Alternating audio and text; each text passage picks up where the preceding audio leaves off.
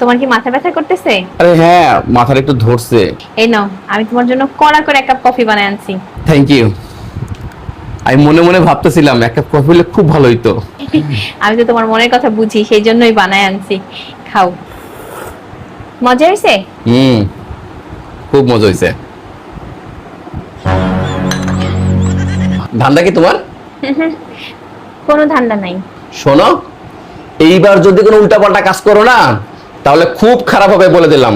আচ্ছা, কি হয়েছে বলো তো তোমার? হ্যাঁ, তোমার মাথা ব্যথা করতেছে, আমি তোমার বউ হিসেবে কি তোমারে মজা করে একটা ভালো কফি বানাই দিতে পারি না? তা দিতে পারো। আসলে কি জানো, একটা ছোট্ট সমস্যা হয়ে গেছে। কি? আমার ভাই আছে না, ওর গার্লফ্রেন্ডে নিয়ে ভাইগা গেছে। ভাইকে গেছে মানে? কবে? ভাগছে তো আরো 2 দিন আগে। 2 দিন আগে ভাগছে? আর আমি আজকে জানলাম। খুব ভালো হইছে। যাক, তোমার ভাইয়ের ঝামেলার মধ্যে আমি আর নাই। ভাগছে যে এটা বড় সমস্যা না, সমস্যা অন্য জায়গায়। আবার কি? ওই মাইয়া ভাগার সময় ওর মায়ের সব স্বর্ণের গহনা টহনা নিয়ে ভাগছে। ভালো হইছে। তোমার ভাই তো বেকার, ওইগুলা বেচবে আর খাবে, বেচবে আর খাবে, আর যখন শেষ হয়ে যাবে তখন গুড় গুড় গুড় গুড় করে চলে আসবে। কোনো টেনশন নিও না, ভালো থাকবে। ওইটা তো আসলে সমস্যা না। আবার কি সমস্যা? ঘটনা তো ঘটে গেছে আরেকটা। আবার কি ঘটনা? ওই মাইয়ার বাবা তো কিডন্যাপিং এর মামলা করে দিছে। সত্যি কথা বলবো, আমি অনেক খুশি হয়েছি।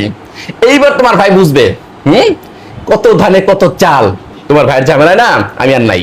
আসলে হয়েছে কি, ওর গার্লফ্রেন্ডের বাপে তো আর আমার ভাইয়ের নাম ঠিকানা কিছু জানে না। তো জানে তো তোমার নাম ঠিকানা, তো এই জন্য মামলাটা তোমার নামে করছে।